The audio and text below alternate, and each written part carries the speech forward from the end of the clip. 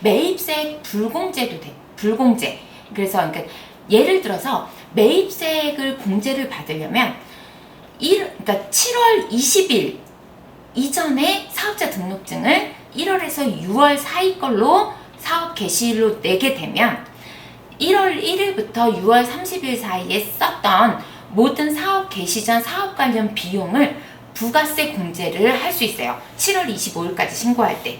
사업 개시 시점이 6월 전이니까. 그래서 비품이라든지 사업 개시 전에 사업자 등록증이 나오기 전에 임차료도 있을 수 있고 비품도 있을 수 있고 공사비, 인테리어 비용도 있을 수 있고 뭐 전자제품도 살 수 있고 가구도 살 수 있어요. 사무용품도 살 수 있고 이런 부분을 다 공제를 받을 카드로 쓰시거나 아니면 대표자 주민등록번호로 받아서 세금계산서를 받아두시면 다 6개월치 내에서는 부가세 공제를 받을 수 있기 때문에 정반기, 상반기에 뭐 사업 개시가 됐다 그러면 7월 20일까지는 반드시 사업자 등록증을 신청하실 것을 권장합니다. 이것도 제가 방금 말씀드린 건데요. 사업자 등록증이, 그러니까 이런 실수를 하시는 경우가 있어요. 사업자 등록증은 나중에 나왔는데 나중에 나온 걸로 가지고 소급해가지고 종이세금계산서를 발행하시는 거예요. 작성일자를 사업자 등록 전으로 해서. 이런 경우에는 잘못된 세금계산서기 때문에 세무서에서 봤을 때 이거 소급해서 작성하신 거네요. 이 부분을 다 알게 되어 있어요. 그래서 그렇게 작성하시는 게 아니고 대표자 주민번호로 발급을 받으실 수 있어요. 내가 인테리어 하는데 1,000,000원이 들었다. 부가세 별도 1,000,000원이 들었다 하면은 이거를 사업자 등록증이 안 나왔으면 대표자 주민번호를 공급받는 자로 해가지고 받으시면 사업자 등록증이 나온 후에 부가세 신고하실 때 다 적용을 받으실 수 있기 때문에 7월 20일 이전에 아까 말씀드린 것처럼 사업자 등록증을 내시면 1월에서 6월 사이에 이렇게 받으신 걸 다 적용받을 수 있기 때문에 사업자 등록증이 나와서 소급으로 사업자 등록증 번호로 발급 받으시는 거 아니라는 거 한 번 더 말씀드리겠습니다. 그리고 명의대여 과태료 뭐 이런 부분도 이제 어떤 분이 명의대여를 하셨는데 이제 뭐 어차피 결손이에요. 납부세액 없는데 뭐 상관없지 않나요? 라고 말씀을 하시는데 납부세액에 대해서 매출액에 대해서 가산세를 매기는 게 아니에요. 이 부분은 명의대여업자는 1년 이하 징역이라든지 1,000,000원 이상의 벌금, 매출이나 납부세액에 있어서 과태료가 나오는 게 아니라 대여했다는 그 자체만으로도 1,000,000원 이하의 벌금이 나올 수 있고요. 타인 명의를 사용해서 하신 분은 2년 이하의 징역 또는 2,000,000원 이하의 벌금을 물도록 되어 있어요. 그래서 이 부분도 부가가치세과라든지 종합소득세과, 법인세과야 뭐 이런 부분들에서 뭐 종종 나와요. 종종 나와서 조사과에 막 넘겨요. 그러면은 입회조사 하게 되고 대표자, 그러니까 그런 것들 많이 물어봐요. 그 사업 구성이 어떻게 되어 있는지, 실제로 그러니까 뭐 사업을 할 수 있는 지적 능력은 있는지, 그리고 상대 주거래처의 그 담당 직원은 이름은 무엇인지, 그 사람하고 주로 통화를 했던 전화번호는 무엇인지, 이런 것들을 다 기록을 하시더라고요. 그렇게 해서 실제 명의자가 맞느냐 이런 부분을 뭐 조사를 하고 입회를 하고 이렇게 했던 경험이 있습니다. 그러면 이제 부가가치세를 잠깐 체크사항이 어떤 것들이 있는지 진행을 해보도록 할게요. 아까 말씀드린 것처럼 영세율, 수출을 많이 하시는 분들 같은 경우에는 영세율 첨부서류 미제출 가산세에 놓치지 않도록 하세요. 0.5%의 가산세면 굉장히 커요. 뭐 몇 억 이상, 몇십억 이상 이렇게 매출을 큰 규모로 하시는 경우가 대부분 많이 있기 때문에 이런 부분에 있어서 첨부서류, 신고는 다 했어요. 신고는 다 했는데 제가 그 증빙서류만 제출 안 했을 뿐이에요. 그래도 가산세가 있기 때문에 이 부분은 뭐 PDF로 해서 홈택스로 증빙서류를 제출한다든지 우편으로 제출한다든지 하는 부분 놓치지 마실 것 또 말씀드립니다. 그리고 면세사업자가 수출하는 경우도 있죠. 농산물 같은 거. 면세 사업자가 수출하는 경우에 면세 포기를 하는 게 더 유리해요.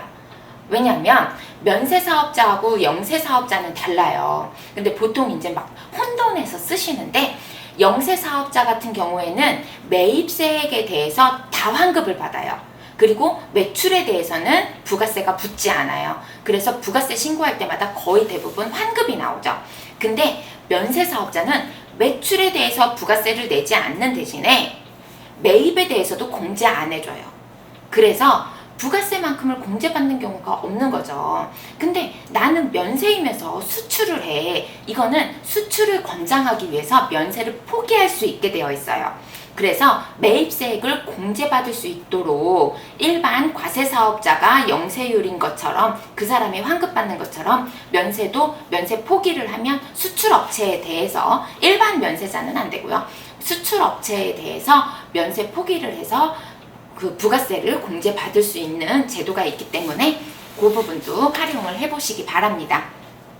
그리고 전자세금 계산서 발급 의무 사업장은, 법인은 요거는 이제 많이 안착이 됐죠. 그래서 법인은 전자세금 계산서, 전자계산서 발급하게 되어 있고요.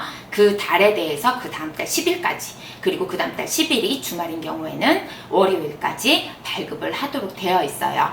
그리고 그리고 직전 개인 같은 경우에는 직전 연도 과세 공급가액이라든지 면세 공급가액이 3억 원 이상인 개인 사업자만 하게 되어 있어요. 그 이하는 영세하고 행정 절차에 어려움이 있다라고 보는 거죠. 그래서 아직 수기로 종이세금 계산서 문방구에서 이렇게 팔죠. 빨간색, 파란색. 그래서 빨간색은 매출, 파란색은 공급받는 자한테 교부를 하게 되어 있죠. 그렇게 해서 적용을 하고 있습니다. 전자세금 계산서 미발급, 지연 발급하는 경우에 2% 가산세가 있기 때문에 꼭 그 다음 달 10일까지 꼭 발행을 하도록 하시고요. 종이세금 계산서 1% 발행이 있어요. 법인 같은 경우에 내가 만약에 전자로 발행 안 하고 종이로 발행했다, 수기로 발행했다, 문방구에서 사서, 그런 경우에는 1% 가산세가 있기 때문에 전자세금 계산서 놓치지 않도록 하시고요. 그리고 전자세금 계산서 발급 방법은 다른 프로그램을 쓰시는 분도 있는데, 홈택스에서 공인인증서용 그러니까 전자세금 계산서용 공인인증서를 받으셔야 돼요. 범용 아니면 전자세금 계산서용을 하셔야지 은행용은 발급이 안 돼요. 그래서 홈택스에 들어가면 좌측 상단에 조회 발급이 있고, 클릭하시면 왼쪽에 전자세금 계산서 클릭하시면 발급하기, 건별 발급이 있거나 일괄 발급이 있어요. 일괄 발급은 이제 매출을 많이 하시는 분, 매출처가 많이 하시는 분은 엑셀로 거기 엑셀 다운로드가 되거든요. 엑셀로 정리해서 업로드 하시면 50건씩 한 번에 발행이 돼요. 그래서 일괄 발행을 하셔도 되고, 많지 않다, 나는 금액은 큰데 많지는 않다 하면 건별 발급을 진행하시면 됩니다. 신용카드 매출전표 현금영수증 매입세액 공제받는 거, 이 부분 잊지 말고요. 저 9번에 보시면 발행세액 공제 매출액의 1.3%이기 때문에 1,000만원 1년에 부가가치세를 1,000만원을 줄일 수 있는 거예요. 그래서 직전 연도 공급가액 10억 원 초과 사업장은 안 되고 법인은 안 되지만, 그렇지 않은 경우에는 요 신용카드 발행세액 공제에 놓치지 않고 그 현금영수증 매출도 놓치지 않도록 하고요. 그리고 6번으로 다시 돌아가서 매출 전표하고 현금영수증 매입세액 공제받기, 이 부분 신용카드를 꼭 쓰세요. 저희 사업장 같은 경우에는 맨 처음에 세팅을 할 때 사장님 꼭 카드 쓰세요.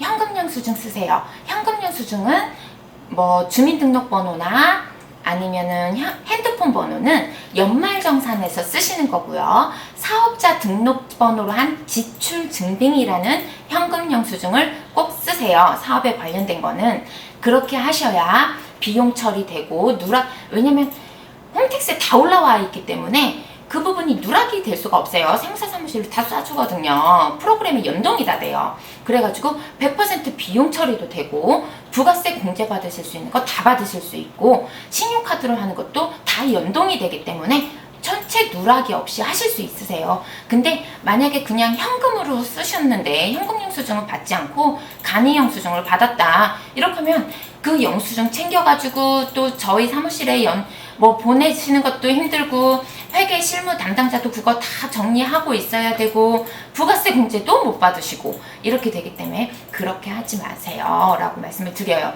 저희는 이제 많은 업체를 관리를 해도 영수증 따로 주시는 분이 거의 없어요. 한두 업체 정도밖에 다 신용카드하고 현금 영수증을 쓰고 계셔요. 그렇기 때문에 이 부분 습관화를 들이시면 될 것 같습니다.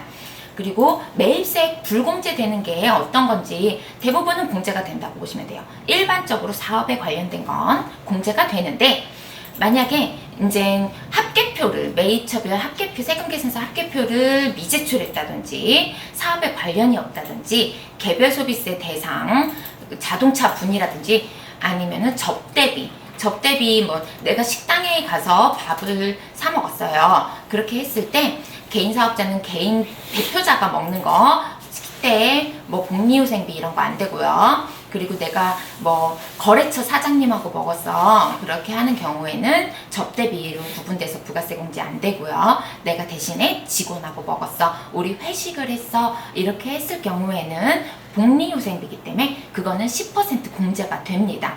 그리고 면세사업, 아까 제가 말씀드렸듯이 면세사업 관련분이라든지 토지 관련분에 대해서는 부가세 공제가 또 안 되고 있습니다. 그렇기 때문에 내가 불공제되는 건 무엇인지 공제되는 건 무엇인지 이제 좀 아시고 실무자 같은 경우에는 숙지를 하셔서 공제를 받는 오류를 범하지 않도록 그리고 이왕이면 내가 쓸 때도 공제받는 게 어떤 건지 알고 쓰시는 게 좋겠습니다.